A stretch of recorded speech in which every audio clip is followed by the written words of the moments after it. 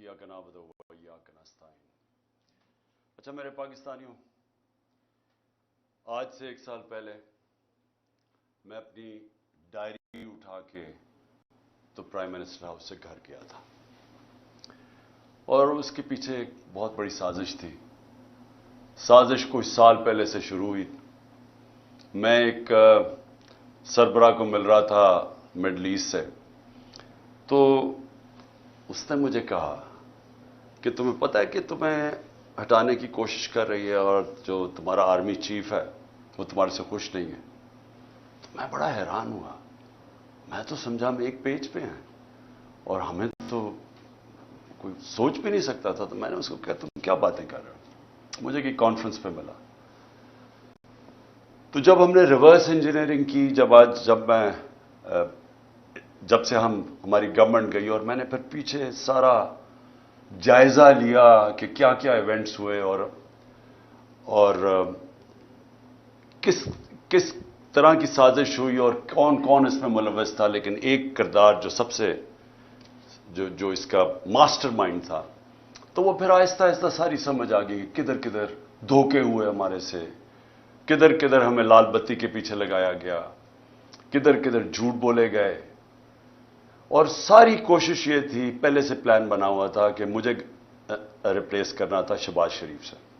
शहबाज शरीफ से अंडरस्टैंडिंग हो चुकी थी जनरल बाजवा की और उनके केसेस खत्म करवाए। उसको सजा मिलने वाली थी FIA केस में 16 अरब का केस और फिर नैब का 8 अरब का वो जो फेक अकाउंट्स का केस था, तो सजा होने वाली थी। तो कैसे फिर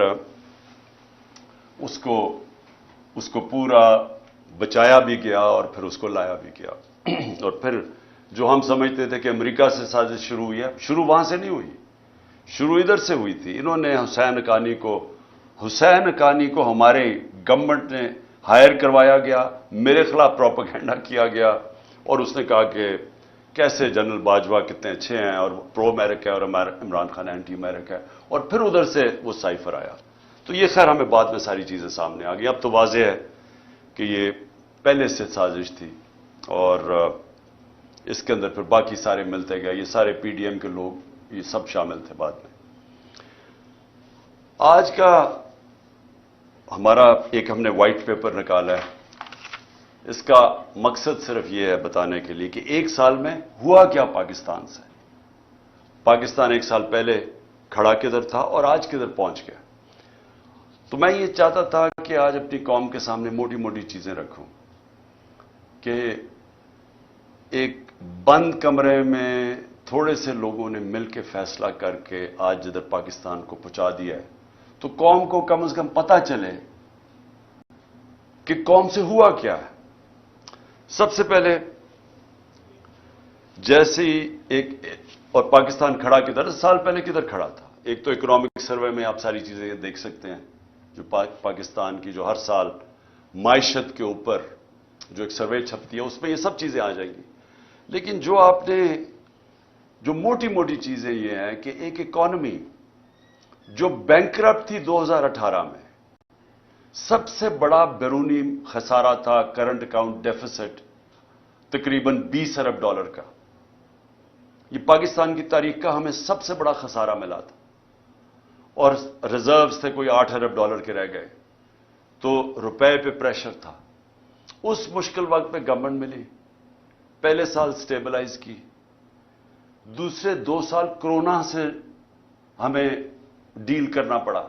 अब कोरोना ये याद रखें कि दुनिया में जो इसने तबाही मचाई है, दुनिया की इकोनॉमीज में तबाही मचाई है, ये कभी सबके सामने है।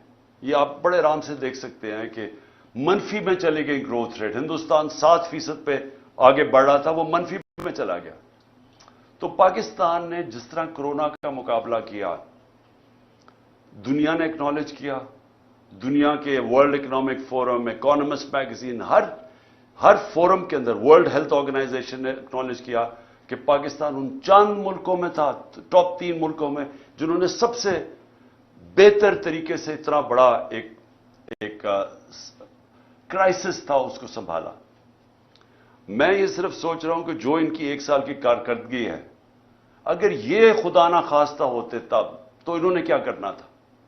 इन्होंने जो मुल्क से अभी किया है, सोचें अभी तो क्राइसिस तो उनको कोई मिला ही नहीं है। क्राइसिस तो सारे हमें मिले थे, क्योंकि कोरोना का क्राइसिस हमने डील किया। इन्होंने जो बैंकरप्ट करके गए वो हमने इकोनॉमी खड़ी की। तो अगर ये वहां होते तो इन्होंने सबसे पहले तो लॉकडाउन लगा देना था। इनकी स्टेटमेंट्स आके बंद कर दो पाकिस्तान को। तो अगर वो बंद कर देते, आगे मुश्किल हालात थे, तो यहां तो लोगों ने भूखे मर जाना था। तो हमने जो स्मार्ट लॉकडाउन, उनकी तनकीद भी सुनी, तो शुक्र करें कि ये अल्लाह ने इनको तब वहां नहीं रखा हुआ था।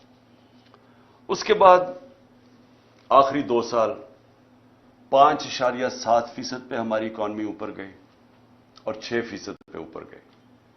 और ये याद रखें कि 17 साल में बेहतरीन पाकिस्तान की इकोनॉमिक परफॉर्मेंस थी। हमें प्रॉब्लम्स आ रहे थे। प्रॉब्लम्स क्या था कि दुनिया में कोरोना की सप्लाई साइड की रुकावट की वजह से जो ऊपर गई, वो जिसको कहते हैं कमोडिटी सुपर साइकिल, एनर्जी की कीमतें ऊपर चली गई, गैस की, सबसे ज्यादा तेल की, कोयले की, सब ऊपर चली गई। और उसकी वजह से सारी दुनिया के अंदर महंगाई आई। तो हम भी महंगाई से डील कर रहे थे। हमें मुसलसल इन्होंने कहा कि महंगाई में मुल्क तबाह हो गया। लेकिन याद रखें कि सबसे बड़ा जो चीज महंगाई करती है वो तेल है। तो हमारे जमाने में आखिरी साल में $110 से $115 पे तेल चला गया था। इनके दौर में अभी $65 था, और अब कभी $70 होता है, $80 पे सुना अभी गया हुआ है। तो फर्क देखें कि तेल का तब कितना महंगा था, अब कितना महंगा। तो इनका तो कोई इतना बड़ा क्राइसिस नहीं था। हमने सबसे ज्यादा क्राइसिस डील किए। और उसके बावजूद जब हमारी ग्रोथ रेट थी 5.7 और 6%, ये 17 साल में पाकिस्तान की बेहतरीन ग्रोथ रेट थी। और याद रखें उससे पहले जो थी, अमेरिकन डॉलर आ रहे थे वॉर ऑन टेरर में। उससे पहले जनरल ज़ियाउल हक के तब फिर डॉलर्स आ रहे थे अफगान जहाद में। उससे पहले अयूब खान की सीटों सेंटों में फिर अमेरिकन डॉलर आ रहे थे। ये अमेरिकन डॉलर्स आने के बगैर पाकिस्तान की ग्रोथ 5.7 और 6% थी। जो हमने तेल की कीमतें, पेट्रोल और डीजल की कीमत नीचे रखी, वो क्यों रखी थी? क्योंकि हम समझ रहे थे कि बबल है, ये थोड़ी देर के नीचे आ जाएगा, लेकिन हमारी इकोनॉमी इतना ऊंच नीच नहीं दे सकती, इसलिए हमने सब्सिडाइज की। क्योंकि हमने रूस से जब मैं वहां गया, मैंने सदर पुतिन से जब मुलाकात हुई, हमने उनको बताया कि हमारे मुल्क में ये आपकी टेंशन की वजह से तभी तेल की कीमतें ऊपर चली गई थी।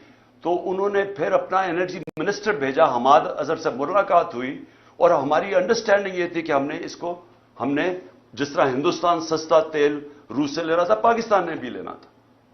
और बदकिस्मती से आते साथ ही आपको पता है कि साजिश शुरू हो गई। वापस आए तो वोट ऑफ नो कॉन्फिडेंस हो गई, और उसके बाद हमारी गवर्नमेंट चंद हफ्तों में चली गई। तो वो बीच में ही चीजें रह गई। हमारा टेररिज्म, जो इतना आजकल टेररिज्म की बात कर रहे हैं, याद रखें हम टेररिज्म से टूरिज्म पे गए थे। हमारे 3.5 साल में दहशतगर्दी देख लें और आज देख लें। और जब जो अमेरिका निकला अफगानिस्तान से, तो वो बेहतरीन टाइम था उस वक्त कि अफगान गवर्नमेंट के साथ कोऑपरेट करके हम इस मुल्क के अंदर जो दहशतगर्दी जो थोड़ी बहुत भी थी, उसके ऊपर भी काबू पा सकते थे। लेकिन कुछ नहीं किया गया। इन्होंने कोई ना, इनके पास टाइम था सोचने का, ना कुछ था, क्योंकि आए थे सिर्फ एक मकसद के लिए, अपने करप्शन केसेस खत्म करने के लिए। ना इन्होंने इकोनॉमी का रोड मैप दिया, ना इनको कोई फिक्र थी कि ये जो वापस आ रहे हैं, जब तालिबान गवर्नमेंट आई तो उन्होंने कहा वापस जाएं टीटीपी को। तो जब वो वापस आ रहे थे, ना सोचा कि उनको रिहेबिलिटेट कैसे करना है। इनको तो इसकी फिक्र ही नहीं थी। ये तो पड़ गए अपने करप्शन केसेस पे आते साथ ही। पहली कैबिनेट की मीटिंग के अंदर इन्होंने आते साथ ही अपने जनाब ईसीएल पे जो रखे हुए थे वो खत्म किया। 60% कैबिनेट जो नई आई वो जमानत पे थी, करप्शन के केसेस थे। तो इन्होंने तो सिर्फ आते साथ ही अपनी करप्शन केसेस खत्म किए, और फिर असेंबली में जाके नैब का कानून पास करके 1100 अरब रुपए के करप्शन के केसेस अपने खत्म किए। हमारे 3 सालों में नैब ने 480 अरब रुपए करप्शन का रिकवर किया था। हमारी एवरेज आ रही थी 160 अरब रुपया साल का। सबसे ज्यादा हमारे दौर में हमने नैब ने पैसे रिकवर کیے تھے جو کرپشن کے تھے. انہوں نے آتے ساتھ ہی پہلے نیب کو ختم کیا, نیب کے اوپر اب آدمی بٹھایا. جب وہ بٹھایا اس نے بھی دیکھا کہ میرے سے غلط کام کروا رہے ہیں, اس نے ریزائن کیا. یعنی نیب کا ادارہ تباہ کیا آتے ساتھ ہی, کیونکہ ان کو سب کو ڈر تھا نیب سے. تو امینڈمنٹ بھی پاس کی, پھر اپنا آدمی رکھایا, وہ بھی نہیں چلا. اس کے بعد ایف آئی اے کو انہوں نے تباہ کیا آتے ساتھ ہی, کیونکہ شہباز شریف نے پھنس جانا تھا. مقصود چپڑاسی اور وہ جو 16 ارب روپے کے کرپشن کیس تھے. ایف آئی اے پہلے رائے طاہر کو لے کے آئے, آئی جی جو نہیں, رائے طاہر پہلے سے تھا, اس سے غلط کام کروانے کی کوشش کی, اس نے ریزائن کیا. پھر آدمی لے کے آئے, پھر ساری ایف آئی اے کو صرف لگا دیا ہم سب کے اوپر, ہمارے اوپر کیسز کرنے کے لیے. ایف آئی اے کا ادارہ ختم کیا اپنے آپ کو بچانے کے لیے 16 ارب کیسز کے اور اپنا آدمی اور وکٹمائزیشن کے لیے. نیب, ایف آئی اے گئی, پارلیمنٹ ختم ہو گئی, کیونکہ جب راجہ ریاض بن گیا اپوزیشن لیڈر تو اس کا مطلب اپوزیشن تو ختم ہو گئی. تو پارلیمنٹ تو چلتی نہیں اپوزیشن کے بغیر, تو وہ ختم ہوئی. پھر الیکشن کمیشن, اس کو انہوں نے استعمال کیا صرف اور صرف کہ کسی طرح وہ ان کو الیکشن جتا دے, توشہ خانہ کیس کر دے عمران خان کے اوپر, فورن فنڈنگ کیس کر دے. اب وہ فورن فنڈنگ کیس ہی ختم ہو گیا. اب پتہ چلا کہ وہ فورن فنڈنگ ہی نہیں تھا, وہ کچھ اور تھا. اب ہائی کورٹ نے, ایک جج صاحب نے کہا کہ جی بتائیں, جو عمران خان کے اوپر میڈیا ٹرائل کر رہے تھے وہ بھی رہ گیا بیچ میں. ابھی توشہ خانہ بھی ختم ہوگا, وہ بھی پتہ چلے گا کہ اس الیکشن کمیشن نے ان کو خوش کرنے کے لیے میرے پہ کیس کیا تھا. اور پھنس جائیں گے یہ اب, کیونکہ توشہ خانہ کا ریکارڈ سارا اویلیبل ہے. تو توشہ خانہ کا جب ریکارڈ اویلیبل ہے, انہوں نے اپنے پیر پہ کلہاڑی مار دی ہے, کیونکہ اس میں نواز شریف اور زرداری نے پھنس جانا ہے توشہ خانہ میں. اور انشاءاللہ ان کی جو گاڑیاں انہوں نے چوری کی ہیں وہ بھی ہم سامنے لے کے آئیں گے. اس کے بعد میڈیا, جو ایک ستون ہوتا ہے ڈیموکریسی کا, اس کے اوپر واردات شروع ہوئی. عمران خان اور پی ٹی آئی کا بلیک آؤٹ شروع ہو گیا میڈیا میں. ہمارے دور پہ کہتے ہیں کہ جی میڈیا کے اوپر پابندی تھی, جتنی آزادی ہمارے دور میں میڈیا کے اوپر تھی, میں چیلنج کرتا ہوں پاکستان کی تاریخ میں نہیں تھی. کھل میڈیا نے جس طرح ہمیں اٹیک کیا, میرے پہ, سب پہ, میرے گھر والوں پہ, کبھی ایسا میڈیا کا اٹیک نہیں تھا.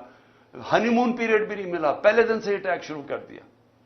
اور جیسے ہماری گورنمنٹ گئی, میڈیا کو ٹوٹل کنٹرول کیا گیا. خود ٹیلی فون جایا کرتا تھا نامعلوم صاحب سے کہ جناب عمران خان کو نہیں دکھانا. ان کو اونرز کو ٹیلی فون کر کے کہا جاتا تھا کہ اس کو نہیں تم نے دکھانا. جو 2-3 چینلز تھی وہ جو دکھا رہی تھی, ان کے اوپر آپ پریشر ڈال کے ان کو بھی بند کروا دیا کہ آپ نے بھی نہیں دکھانا, لائیو عمران خان کی کوریج نہیں دکھانی. جو سب سے بڑی پارٹی پاکستان کی ہے, اس کے لیڈر کو کیسے ایک ڈیموکریسی کے اندر آپ میڈیا سے بلیک آؤٹ کروا دیتے ہیں, اس کی سپیچز نہیں دکھانے دیتے. اور یہ بھی آپ, یہ لائیو نہیں جائے گا کیونکہ ان کو خوف ہے کہ پتہ نہیں وہ کیا کہہ دے گا. تو اتنا خوف ہے فریڈم آف سپیچ سے. اور میں آج یاد کرانا چاہتا ہوں ہر وہ ہمارا صحافی جو ہمارے دور میں کہتا تھا کہ جی دیکھیں یہاں پابندیاں لگ رہی ہیں, میں چیلنج کرتا ہوں کہ آج اور کمپیئر کریں. میں کہتا ہوں پاکستان کی جمہوریت کی تاریخ میں کبھی ایسی پابندیاں نہیں لگی جو آج لگی ہوئی ہیں ہمارے اوپر. تو میڈیا انہوں نے کر دیا. پھر فنڈامنٹل رائٹس, بنیادی حقوق, 25 مئی کو سے شروع ہوتا ہے. لوگوں کے گھروں میں پولیس گھس کے, پی ٹی آئی کے ایم پیز لوگوں کے گھروں میں گھس کے, نہ چادر نہ چادر دیواری, وہاں جا کے جو انہوں نے جس طرح تشدد کیا, لوگوں کو اٹھایا. ایک 11 سال کے بچے کو لے کر جا رہے ہیں جیل میں کیونکہ باپ نہیں تھا. ایک گھر میں اٹیک کر دیا انہوں نے, وہ ایک میجر صاحب تھے, ان کو کیا پتا کون آ رہا ہے گھر میں. کوئی کسی کے گھر میں رات دروازہ توڑ کے گھستا اندر, اس نے گولی مار دی, اس نے سمجھا کوئی ڈاکو آ رہا ہے. اس کو پکڑ کے اس کے بیٹے کو انہوں نے جو تشدد کیا پولیس نے, جو بیٹے سے کیا. میں 6 مہینے کے بعد بیٹے کو ملا, اس نے کہا میں ابھی بھی میں رات کو سو نہیں سکتا, اتنا انہوں نے میرے ظلم کیا. اس کے بعد 25 مئی کو جو عورتیں بچوں کے اوپر انہوں نے, وہاں دیکھ رہے ہیں کہ فیملیز آئی ہوئی ہیں. تحریک انصاف کی کیسے یہ کہہ سکتے ہیں کہ ہم کسی بھی انتشار کے اندر ہم ملوث ہوں, کیونکہ جو پارٹی الیکشن چاہتی ہے وہ انتشار کیوں چاہے گی. ہم تو پہلے دن سے کہہ رہے ہیں کہ پاکستان کے مسئلے الیکشن میں, وہ انتشار کیوں چاہے گی. لیکن ہر جگہ ہمارے اوپر انہوں نے ہمیں کوشش کی کہ کسی طرح ہم ریئیکٹ کریں, ہمارے اوپر ٹیئر گیسنگ ہے, جو بھی کریں تاکہ یہ کہہ سکیں کہ تحریک انصاف انتشار پھیلا رہی ہے, تاکہ اور کیسز بنائیں, اور کسی طرح الیکشن نہ ہو ملک میں کہ جی فضا نہیں ہے, سیکیورٹی سچویشن نہیں ہے. تو ہمارے پاس تب سے شروع ہے. پھر اس کے بعد ہر جگہ اور بنتے گئے, کیسز بنتے گئے. میرے اوپر آج 144 کیس بن چکے ہیں. میرے اور علی امین کے اوپر, دونوں کے اوپر انہوں نے غداری کا کیس بنا دیا. میرے اوپر غداری کا کیس یہ ہے کہ جناب میں نے اپنی کئی تقریر میں, کوئی ایک میجسٹریٹ کہہ رہا ہے کہ میں اتوار کو آفس تھا جب کوئی ہونا نہیں چاہیے تھا, میں نے اور میرے سٹاف نے دیکھا کہ عمران خان نے کوئی ایسی توہین کر دی ہے ادارے کی, کیونکہ میں نے ڈرٹی ہیری کا ہے اور میں نے سائیکوپیتھ کا ہے. اس کے اوپر میرے اوپر غداری کا پرچہ کر دیا. میں آج جو یہ کر رہے ہیں, میں ان سے سوال پوچھتا ہوں کہ آپ کو پتہ ہے کہ آپ پاکستان کو کتنا نقصان پہنچا رہے ہیں ان چیزوں سے. ساری دنیا میں یہ جب جاتا ہے کہ آپ نے ڈرٹی ہیری اور سائیکوپیتھ اس نے تقریر میں کہنے کی وجہ سے ایک غداری کا پرچہ کر دیا جائے ایکس پرائم منسٹر پہ, اس کا پتہ ہے پاکستان کو نقصان کتنا ہے, کیونکہ دنیا مذاق اڑا رہی ہے پاکستان کا, ہمیں بنانا ریپبلک سمجھ رہی ہے. 144 پرچے, جس میں 40 دہشت گردی کے پرچے میرے اوپر ہیں. یہ ساری دنیا, اب باہر کی چینلز ساری انٹرسٹ ہے, یہ ساری چیزوں کی رپورٹنگ ہوتی ہے. تو کس کا آج پاکستان کا کیا امیج باہر جا رہا ہے کہ پاکستان کے اندر بنانا ریپبلک ہے, یا کوئی قانون ہی نہیں ہے, کوئی بنیادی حقوق کی حفاظت ہی نہیں ہے, جمہوریت ہی نہیں ہے. اور سارے ہمارے ایک وقت پہ 3100 ہمارے کارکنوں کو پکڑ کے جیلوں میں ڈال دیا. ایک طرف الیکشن اناؤنس ہوا, ایک طرف ورکرز کو پکڑ کے جیلوں میں ڈال رہے ہیں. اس کے بعد سوشل میڈیا کے لوگوں کو اٹھا رہے ہیں, اغوا کر رہے ہیں, وہ غائب ہو جاتے ہیں. ہمارا اظہر ماشوانی غائب ہو گیا 7-8 دنوں کے لیے, پتہ ہی نہیں کدھر گیا. ساری فیملی, گھر والے میرے سے پوچھ رہے ہیں. پوری طرح اس ملک کو سمجھنا چاہیے کہ جب یہ مسنگ پرسن ہوتا ہے, یہ جو بلوچستان میں روتے ہیں لوگ, یہ جو کراچی میں لوگ کہتے ہیں کہ یہ اٹھا کے لے گا کسی کو, اس گھر کے اوپر کیا گزرتی ہے جب آپ کسی کو اٹھا کے اغوا کر لیتے ہیں. اور پھر اعظم سواتی سے جب اس کو ٹارچر کیا جاتا ہے, اس کو کسٹوڈیل, پہلے تو اس کو بچوں کے سامنے, اس کے پوتے اور پوتیوں کے سامنے مارتے ہیں آ کے 3 بجے گھر میں گھس کے, پھر اس کو اٹھا کے لے جا کے ننگا کر کے ٹارچر کرتے ہیں 75 سال کے آدمی کو. اس کے اندر اتنا غصہ ہے آج, کیونکہ جب آپ کسی سے اس طرح ذلیل کرتے ہیں, آئین کا جو آرٹیکل 14 ہے, جو رائٹ ٹو ڈگنیٹی دیتا ہے, ہمیں ہماری عزت نفس کی حفاظت کرتا ہے, جب آپ اس کو ننگا کر کے ایک ٹویٹ کے اوپر کہ اس نے باجوہ کو کہہ دیا کہ NRO 2 آپ نے دیا ہے, اس کے اوپر اس کو ننگا کر کے اس کو تشدد کرو, سوچو کہ اس کا کیا امپیکٹ گیا, ہماری پارٹی پہ کیا امپیکٹ گیا. اور سب کو پتا کون اس کے پیچھے تھا. پولیس نہیں تھی, نامعلوم افراد نے یہ کیا.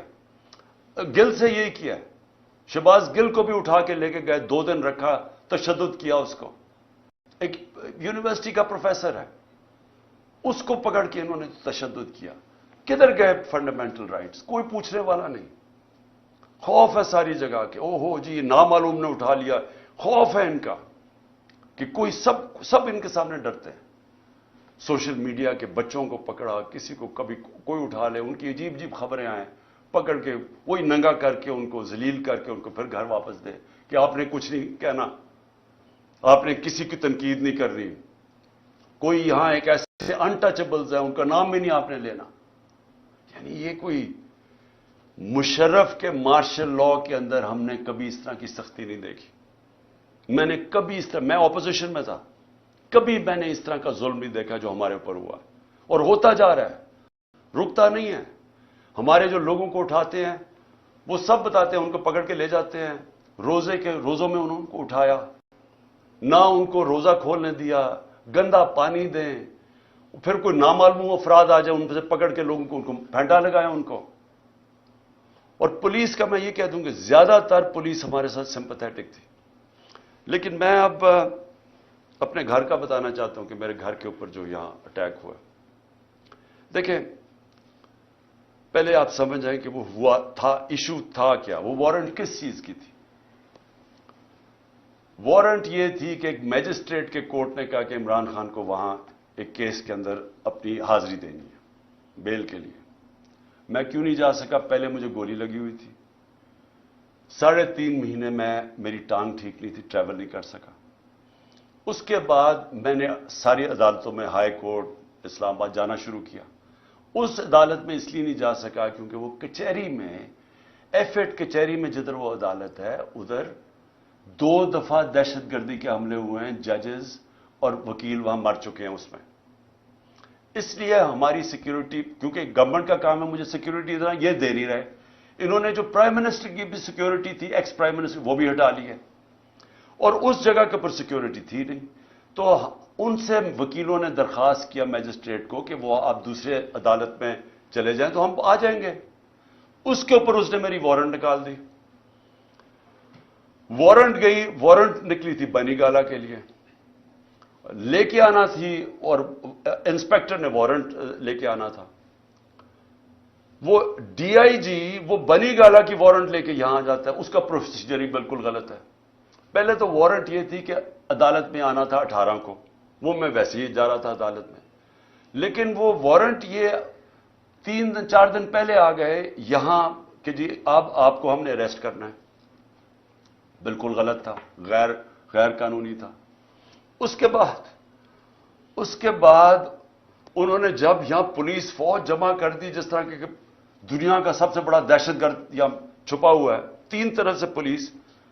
تو شام کو میں نے وکیل کے ذریعے اشتیاق خان جو پریزیڈنٹ ہے لاہور ہائی کورٹ کا، اس نے میں نے ایشورٹی بانڈ دیا کہ میں پہنچ رہا ہوں وہاں 18 کو، اور جب وہ ایشورٹی بانڈ مل جائے قانون کے مطابق اریسٹ نہیں کر سکتے. وہ سی پی او وہ لیتا ہی نہیں ہے بانڈ، کیونکہ نیت کچھ اور تھی. نیت کیا تھی یہ ذرا میں آپ سب کو بتا دوں. نیت ان کی یہ تھی کہ 2 قسم کے ان کے سامنے ماڈل تھے جو میرے اوپر آزمائے. پہلے تھا سلمان تاثیر کا قتل.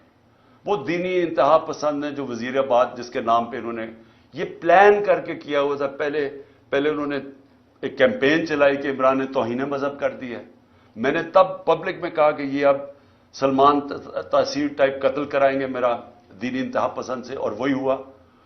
وہ اس نے میرے پہ واردات کی وزیر آباد میں. اس کے بعد کور اپ کیا گیا. پہلے تو میری ایف آئی آر نہیں رجسٹر کی، مجھے پتا تھا وہ کون 3 لوگ ہیں جو پیچھے تھے، کیونکہ میں تو پہلے سے کہہ رہا تھا کہ یہ میرے اوپر واردات ہونی ہے. اس کے بعد جب واردات ہوگی انہوں نے سیبوٹاج کیا جے آئی ٹی کی، کیونکہ اگر وہ فائنڈنگ سامنے آ جاتی تو پتا چل گیا تھا 3 شوٹر ہیں، ایک تھا ہی نہیں. تو وہ دینی انتہا پسند کا جو انہوں نے بوگی بنائی تھی وہ تو ختم ہو گئی تھی. تو انہوں نے وہ سیبوٹاج کی. کون تھے پیچھے؟ وہ طاقتور جو سارے پاکستان میں وہ طاقتور جو فیصلہ کرتا وہی ہوتا ہے، وہ پیچھے تھے.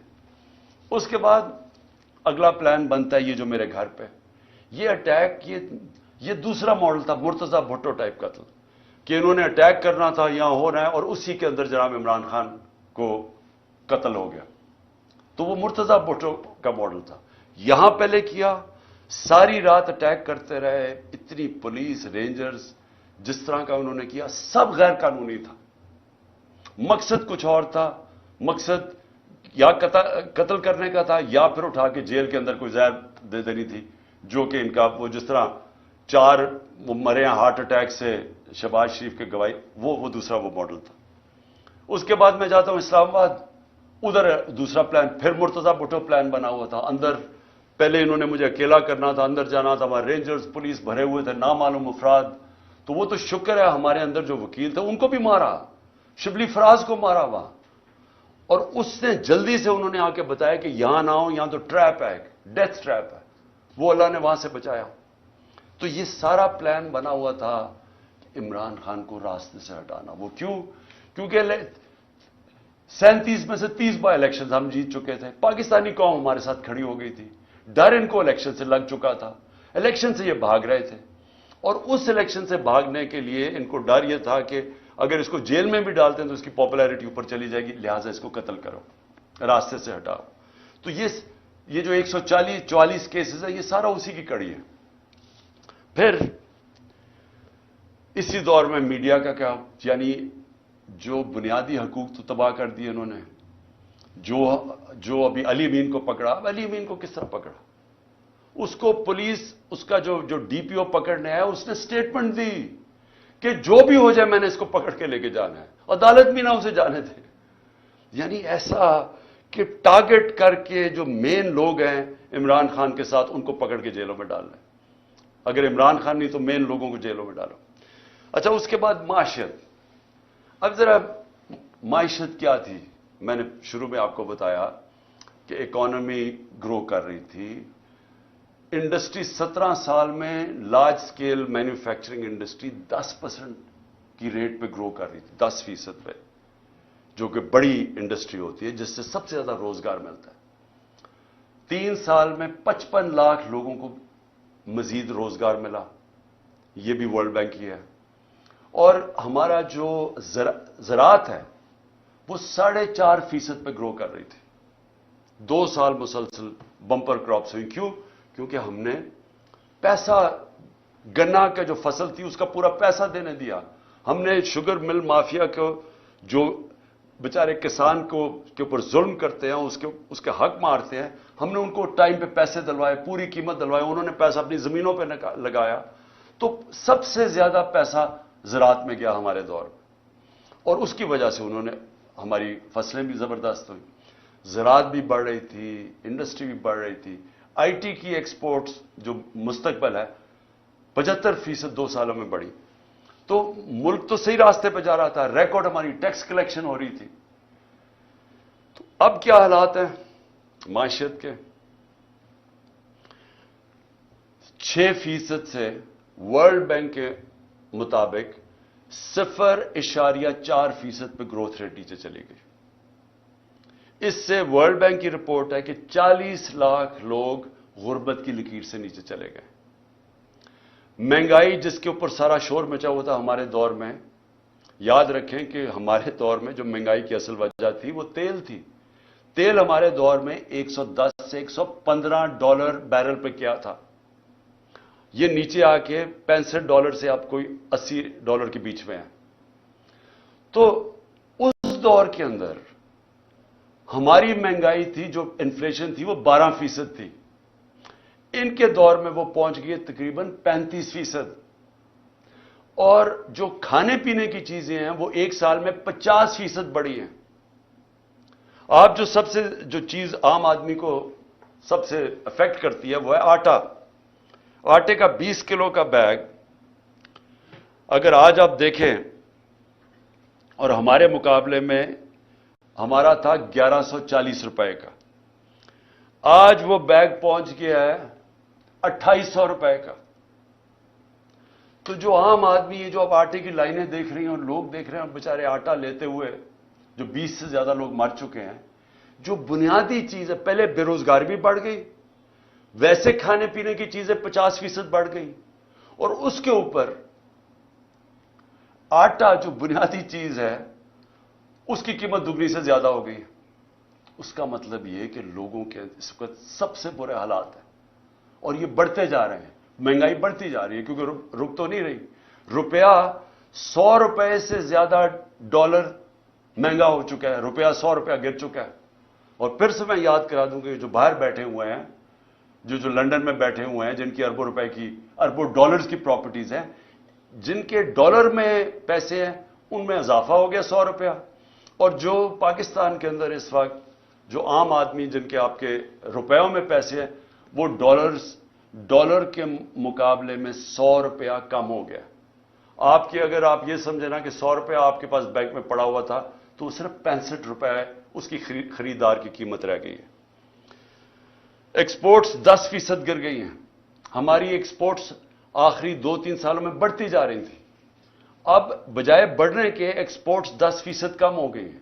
इसका मतलब कि हमें और ज्यादा मसला डॉलर्स का आने वाला है, क्योंकि हम अब कर्जे तो ले रहे हैं, लेकिन कर्जे वापस करने के लिए जो हमारे पास दौलत में इजाफा होना चाहिए, यानी एक्सपोर्ट्स में इजाफा और रेमिटेंसेज में, वो बजाय बढ़ने के वो या रुक गया या कम हो गया।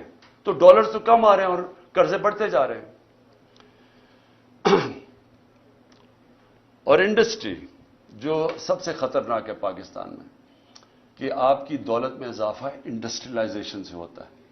جو ہماری انڈسٹری بڑھتی جا رہی تھی, جو لارج سکیل مینوفیکچرنگ 10% بڑھ رہی تھی, وہ آج 50% انڈسٹری بند ہو چکی ہے. اور جو آج انڈسٹری کا حال ہے, اس کا اب ڈائریکٹ امپیکٹ پڑ رہا ہے. جس طرح میں نے کہا, ہمارے دور میں یہ صرف سال پہلے فیصل آباد میں پوچھیں, ان کو ٹیکسٹائل انڈسٹری کا اسکلڈ ورکر نہیں مل رہا تھا, مزدور نہیں مل رہا تھا.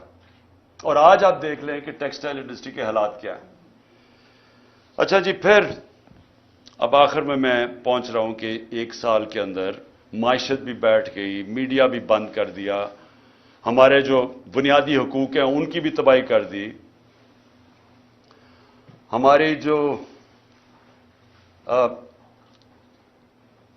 جو ٹیررزم ہے پاکستان میں, جو ٹورزم کی طرف چلے گئے تھے, باہر کی برٹش ایئرویز, باہر کی airline, Virgin Atlantic airlines آنی شروع ہو گئی تھی پاکستان میں, کرکٹ ٹیمز آنی شروع ہو گئی تھی, وہ آج پھر دہشت گردی بڑھتی جا رہی ہے. کیونکہ امن تھا تو یہ سب آ رہے تھے, تو ان کے دور میں دہشت گردی بڑھتی جا رہی ہے.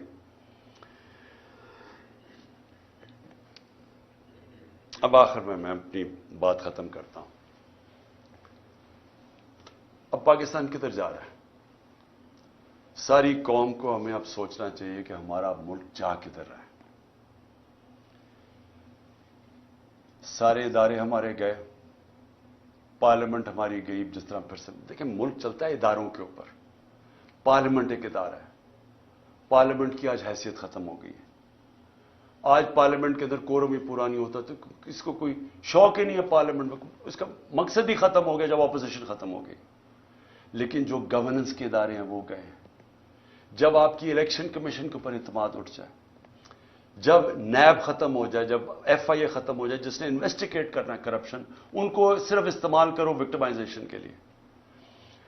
کیئر ٹیکر گورنمنٹ, اب کیئر ٹیکر گورنمنٹ بھی ایک ادارہ ہے. وہ کیئر ٹیکر گورنمنٹس بنی اس لیے تھی کہ یہ نیوٹرل ہوں گی, تاکہ نیوٹرل گورنمنٹ نیوٹرل امپائر بنیں گی الیکشنز کروانے کے لیے. یہ اس لیے بنی تھی. یہ جو کیئر ٹیکر گورنمنٹ بنی ہے, کوئی تصور کر سکتا ہے اس طرح کے لوگوں کو کوئی نیوٹرل کہہ سکتا ہے؟ 3100 کارکنوں کو پکڑ کے جیل میں ڈال دیں, میرے گھر پہ حملہ کر دیں. میں جاتا ہوں اسلام آباد, پیچھے میری بیوی اکیلی گھر پہ, وہ پورا دعویٰ بول دیتے ہیں, مارتے ہیں ان کو, نوکروں کو مارتے ہیں, خنسامے کو لے جاتے ہیں. اچھا, خنسامے سے سوال کیا پوچھتے ہیں یہ نامعلوم افراد؟ یہ بھی سن لیں کہ جی عمران خان کے جو گھر پہ جو کمرے میں اس کے شیشے لگے ہوئے ہیں, اس خنسامے سے پوچھ رہے ہیں کیا وہ بم پروف ہیں یا بلٹ پروف ہیں. پھر اس سے پوچھ رہے ہیں کہ جناب کتنا راستہ ہے کچن سے عمران خان کے بیڈ روم کی طرف. یہ خنسامے سے سوالات پوچھ رہے ہیں. وہ اور ہے کہ وہ کھاتا کیا ہے, تاکہ وہ زہر دینے کے لیے پتہ چل جائے کھاتا کیا ہے. یہ ہمارے ملک کے حالات ہیں. وہ بیچارے خنسامے کو مار مار کے وہاں پہلے لے جاتے ہیں. اب یہ سوال پوچھ رہے ہیں ان سے, اور اس بیچارے غریب آدمی کو پھر اپنا ایسٹ بنانے کی کوشش کر رہے ہیں کہ تاکہ آگے سے جاسوسی کریں ان کی. پہلے بھی میرے جو اسلام آباد کے جب میں پرائم منسٹر تھا, وہ دونوں میرے جو نوکر تھے, میرے جو گھر میں کام کرتے تھے, ان دونوں کو پے رولز پہ رکھ لیا نامعلوم افراد نے. ان سے بھی یہ پوچھتا ہے کھانا کیا کھاتا ہے. یہ سوچیں, یہ ملک کے حالات ہیں کہ کیا اگر مارنے کی آپ نے کوشش کرنی ہے تو کوئی عقل سے ہی کر لیں, کسی تھوڑی سی عقل ہی استعمال کر لیں. اس طرح بھونڈے طریقے سے کھلے عام کبھی وہ پورا گھر پہ دعویٰ بول دیتے ہیں, وہاں ادھر کر دیتے ہیں, یا پھر زہر کی, اچھا جی کھانا کیا کھا رہا ہے, اور پھر گھر کا جی بلٹ پروف ہے یا بم پروف ہے اس کا کمرہ. تو میں آج آخر میں یہ پوچھنا چاہتا ہوں کہ ہم جا کدھر رہے ہیں. ادارے جب ایک ملک کے ختم ہو جاتے ہیں, ملک ختم ہو جاتا ہے. ملک چلتا ہے اداروں کے اوپر, آپ کی بیوروکریسی کے اوپر, آپ کا جوڈیشل سسٹم کے اوپر. وہ ادارے جو گورننس کے ادارے ہیں, پولیس کا ادارہ ہے, پولیس سے یہ کام کروائے جا رہے ہیں. اچھا, پولیس ہمیں خود آپ آ کے کہتی ہے جی یہ بڑا غلط کر رہے ہیں, ہم نہیں کر رہے, ہمیں پیچھے سے حکم ہے. اب یہ پیچھے سے نامعلوم افراد بیٹھے ہوئے ہیں, وہ پیچھے سے ان سے کام کروا رہے ہیں. پولیس والے اب کہتے ہیں, وہ جب ہمارے لوگ جیل میں گئے انہوں نے کہا جی پولیس نہیں کرتی تھی, وہ بعد میں نامعلوم افراد آتے تھے شلوار قمیض میں, وہ آ کے ان کے اوپر تشدد کرتے تھے. یہ ہے آج پاکستان کا حال. اور کس کو یہ اوپر رکھ رہے ہیں؟ اس ملک کے نامور ڈاکوؤں کو، جن کی سارے پراپرٹیز باہر پڑی ہیں، جن کا پیسہ باہر پڑا ہے، 30 سال سے منی لانڈرنگ کر کے باہر پیسہ لے کے جا رہے ہیں. ان کو بچانے کے لیے ملک کے ادارے بھی ختم کیے جا رہے ہیں، سارے انسانوں کے بنیادی حقوق ختم کیے جا رہے ہیں، سارے اداروں پہ پریشر ڈال رہے ہیں کہ کسی طرح ہم ان کو قبول کر لیں اور کرش کرنے کی کوشش کر رہے ہیں تحریک انصاف کو. ایسے پولیٹیکل پارٹیز کرش نہیں ہوتی. میں یہ آج ساروں کو پیغام دے رہا ہوں. یہ صرف اور صرف ہم ملک کو نقصان پہنچا رہے ہیں. فاطمہ جناح کا جب الیکشن ہوا ایوب خان سے، تو یہ حربے استعمال کیے گئے اس کو ہرانے کے لیے. اس کا کیا ہوا نقصان؟ ادھر سے شروع ہوا ایسٹ پاکستان کی علیحدگی. مجیب الرحمان ان کے ساتھ تھے، فاطمہ جناح کے ساتھ. ایسٹ پاکستان نے فاطمہ جناح کو ووٹ دیا تھا. یہاں حربے استعمال کر کے اس کو ہرایا گیا. کیا نتیجہ ہوا اس کا؟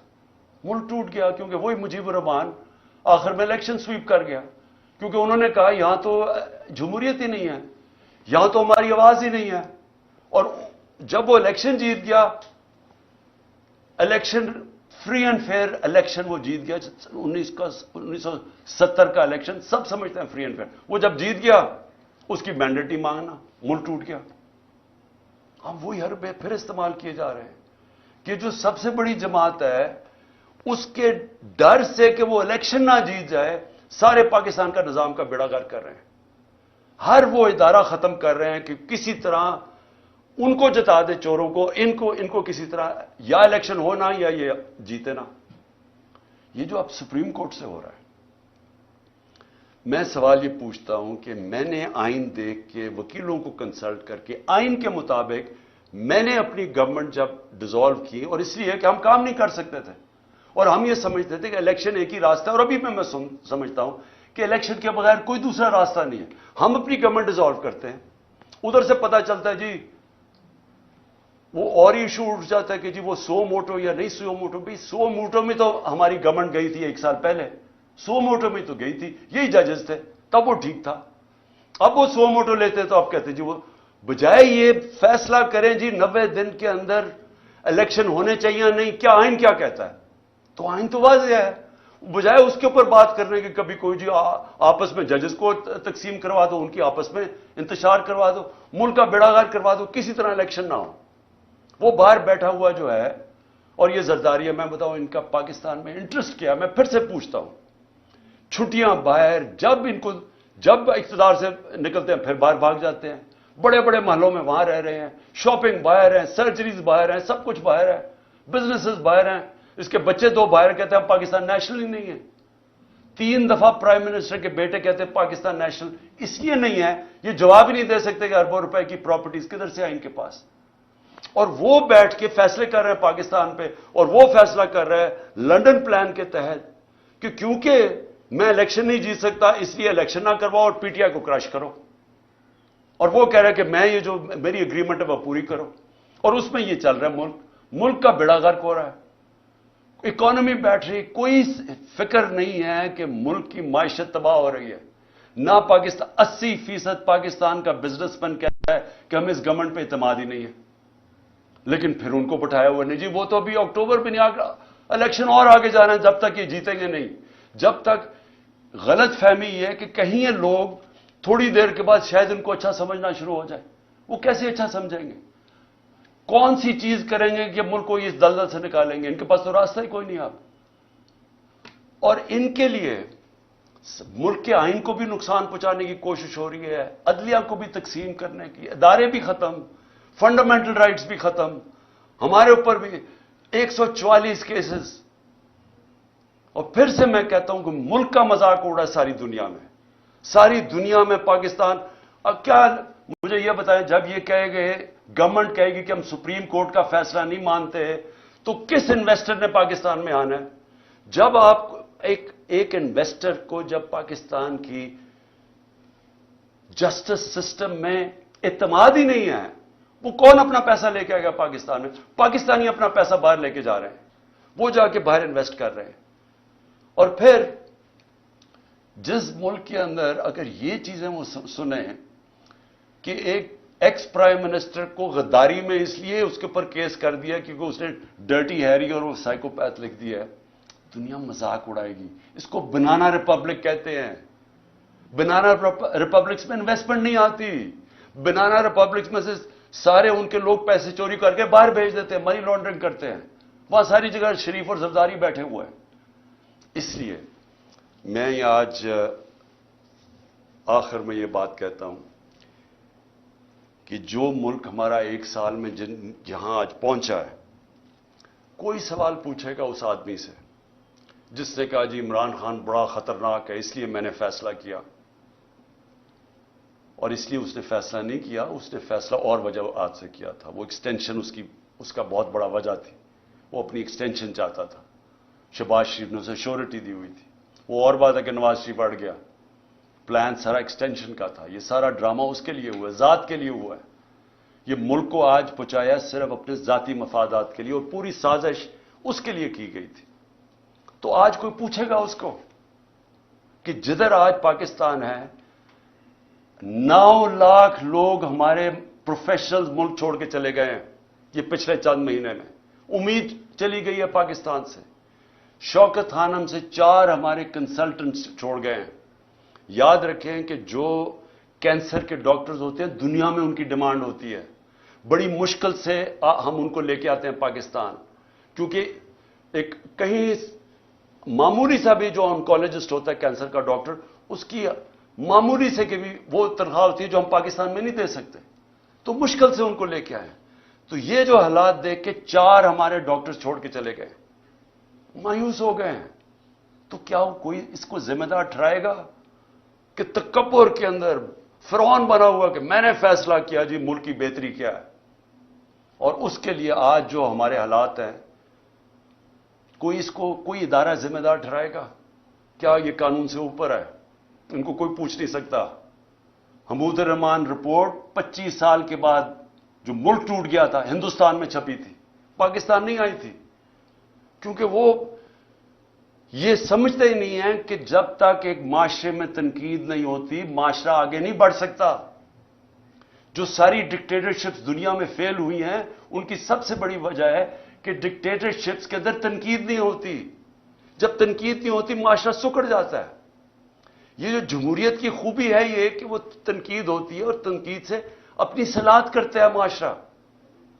یہاں جب تک ہم یہ سمجھیں گے کہ جی وہ ایک سپر کنگ تھا، وہ جو مرضی فیصلہ کرے، ذمہ دار کسی اور کو ٹھہراؤ، اور وہ آرام سے کسی باہر والے ملک میں اچھی ہوائیں لیتا پھرے، کبھی بھی ملک آگے نہیں بڑھے گا. اور آج خاص طور پہ پاکستان کی اس برے وقت میں جو سب سے خوشائن چیز وہ یہ کہ پہلی دفعہ میں نے 1 سال میں جو چیز چینج دیکھا ہے کہ ہماری عوام جاگ گئی ہے، ایک شعور آ گیا ہے. ہمارا نوجوان سوشل میڈیا کی وجہ سے اور یہ 1 سال کی کیمپین میں وہ نوجوان ایک ایشو سمجھ گئے، بچے سمجھ گئے ایشوز، اسکول کے بچے. وہ شعور ہے جو کبھی پہلے بڑوں میں نہیں تھا. اور اس سے بھی بڑی چیز کہ ہماری خواتین گھروں کے اندر انقلاب آ گیا. میں سمجھتا ہوں کہ یہ سب سے خوشائن چیز ہے جب ایک قوم جاگ جاتی ہے اور جب اس کو سمجھ آ جاتی ہے حقیقی آزادی کیا ہے. حقیقی آزادی انصاف سے آتی ہے. جب ایک معاشرے میں آپ کے بنیادی حقوق کی حفاظت کرتا ہے آپ کے عدالتوں کا نظام، وہ لوگ آزاد ہو جاتے ہیں. وہ اس کو لیول پلینگ فیلڈ کہتے ہیں.